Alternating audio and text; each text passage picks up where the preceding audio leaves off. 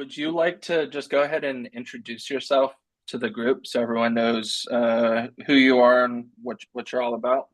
Sure. My name is Tyler Coffey. I'm the area clinical manager for the South Carolina, Georgia region of specialty care.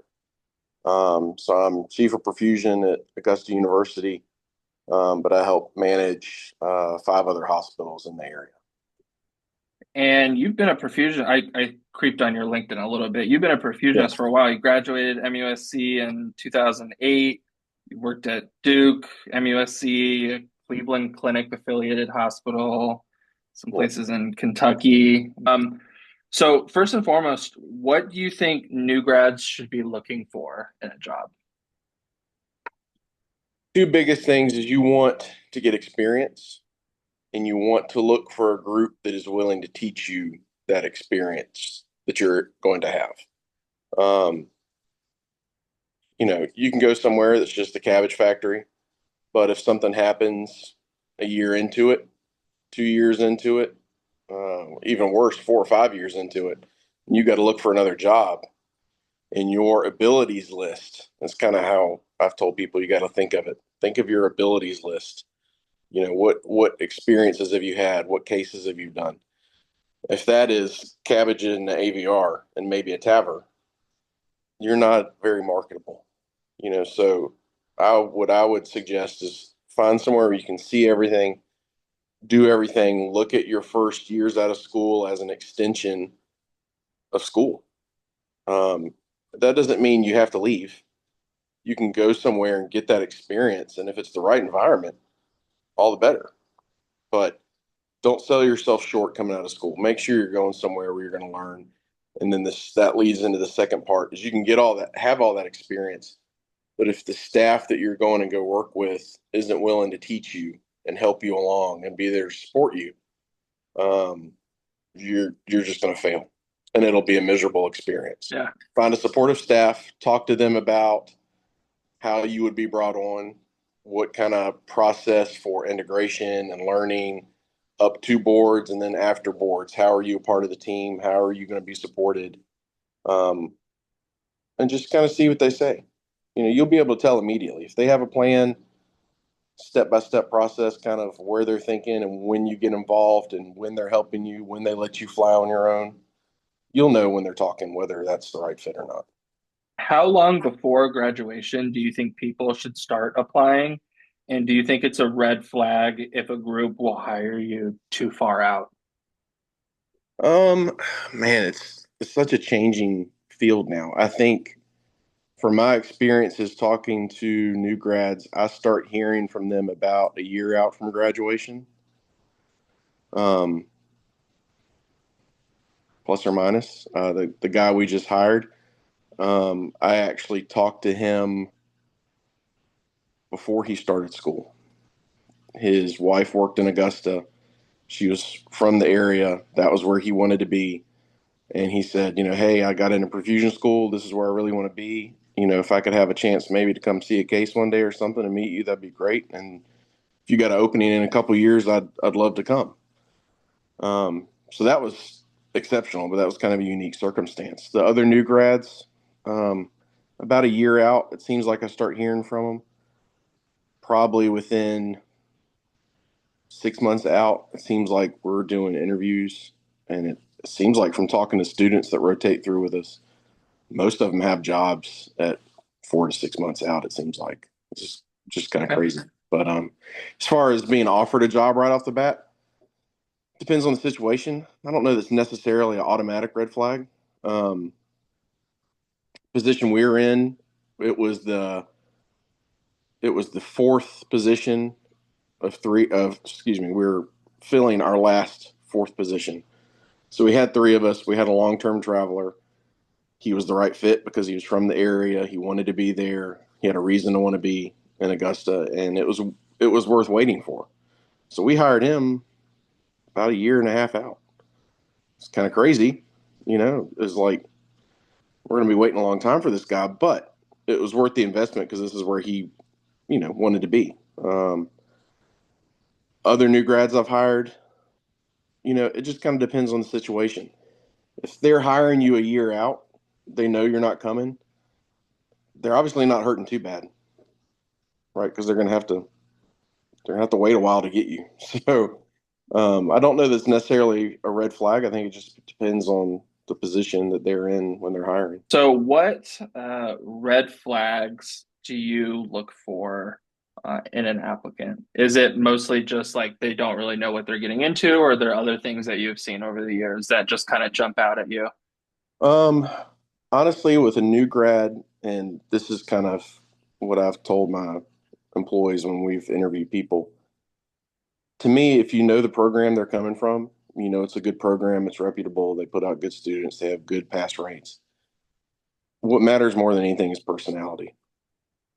So if they come in and their personality's off, they're closed off and don't communicate very well, or come in too cocky for whatever reason the personality is off, that to me is the big red flag.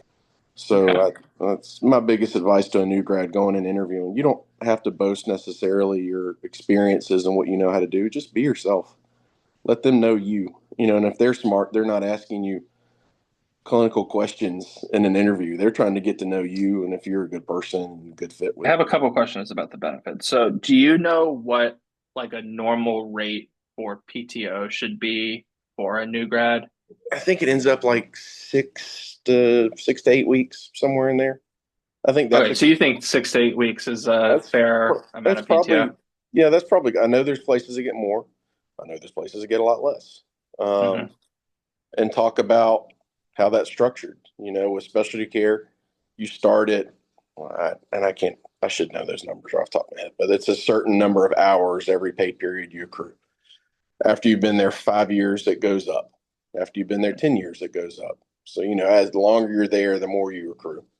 I know there's places that may start you at like 3 or 4 weeks off, and that includes holidays. So that, you know, it's pretty low. Hmm. Um, but then they say after you've been there for 5 years, it goes up to 8 weeks or 10 weeks or something like that. So just find out what that kind of structure is. And then what about like continuing medical education or like money for conferences and that sort of thing? Is Yeah, that a standard benefit for I a wouldn't, perfusionist or a new grad? yeah, I wouldn't say it's standard these days. I think it's probably 50-50 when it really comes down to it. Hmm. Um, I think it's important because I think the organizers of most of these meetings and the places that host these meetings that are charging the organizers know that hospitals reimburse, and that just drives up the prices. I'm not saying that for the people that are like with AMSECT and the academy and all that. They're not the ones necessarily setting these prices. It's just the cost of having the event at the venues that they do them at costs a lot. And I think it costs a lot because I think they really know these people aren't always individually paying for it. So I would push for that. You know, I think it's fair to at least be able to attend one meeting a year. And then what about student loan repayments? Do you think that's standard or not so much? Um, I don't hear from it too many places. Most places will do it, especially care will do a partial student loan reimbursement. And you know, you sign on, you know, I will be here for X amount of time for you to pay off X amount of money. You know, and if I leave before that, obviously I've got to repay it back. And that seems to be pretty standard for the places that do tuition reimbursement. But I don't think that's very common. So if you have to travel, should they be paying for your hotel and your flight out there? They should definitely be paying for you to go out to interview. Yes. Okay, we can go ahead and talk about interviews. What do interviews with a new grad like look like for you? Like what we talked about a little bit and trying to get to know them and their personality, but like what else do you want to learn about the applicant? Like, do you not care about the clinical knowledge? Like, do you just kind of assume that the school has taught it, or like what are you looking for, I guess? Yeah, I mean, it's just kind of a naturally evolving conversation. You're going to naturally talk about perfusion. I mean, Yeah. it sucks sometimes, but sometimes that's all we know how to talk about is work Yeah. stuff. You know, what do you do outside of perfusion? You know, where'd you grow up at? You know, get to know them as a person. Hmm. Uh, what does that mean to me? So, like, Aiken, Augusta area here is semi-rural. Augusta's not a big city. So, I was talking to a candidate a few years back, and she grew up in a town in Pennsylvania that I knew of, and it seemed very similar to here. Medium-sized city, mostly rural all around it. I was like, this place would probably be very familiar to you to home.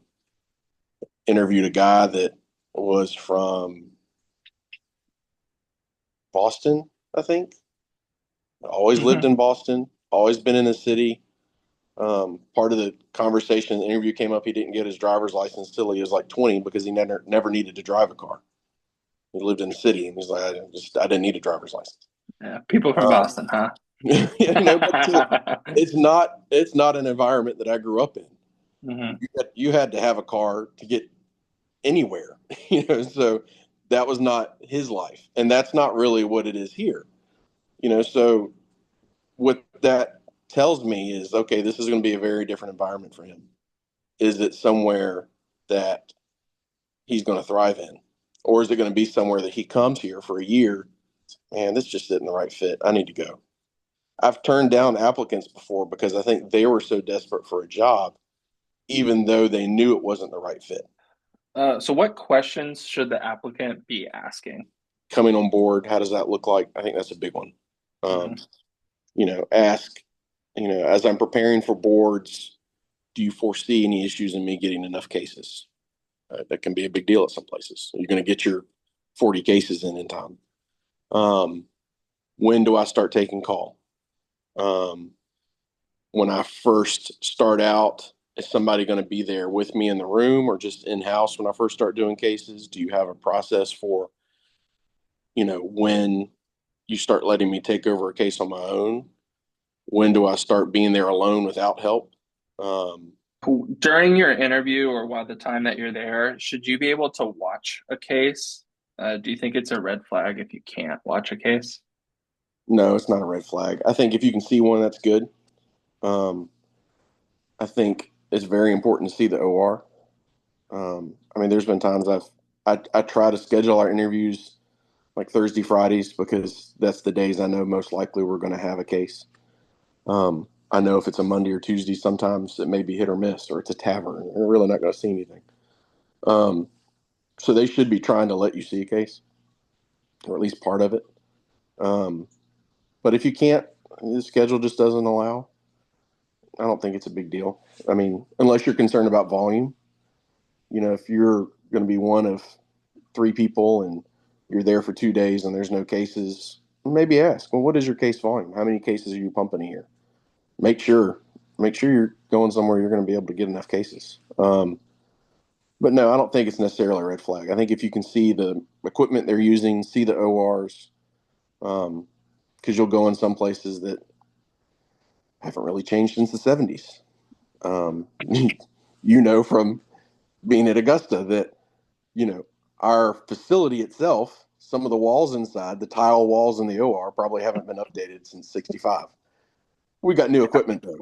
We've got good monitors. We've got all of our other stuff is good. So I think coming in and seeing that is important. Just take a look around. If everything looks new and shiny and clean, guess what? They probably got money. They're flush. Your pay might be better. Your benefits might be better. You're might more likely to get maybe meetings money. Are there any other aspects of the application slash like interview process that I didn't ask about that you think are important for new grads to know, or just like any final words of wisdom? Not really. I think we pretty much hit on the whole process. You know, don't be afraid to negotiate. After job's done, after you've got an offer, um, everything's negotiable. Whether they want to negotiate on their end or not is a different discussion. But negotiate everything that you can. Um, but the biggest thing is just to be yourself. Don't try to be somebody you're not. Well, I appreciate it. Thank you. And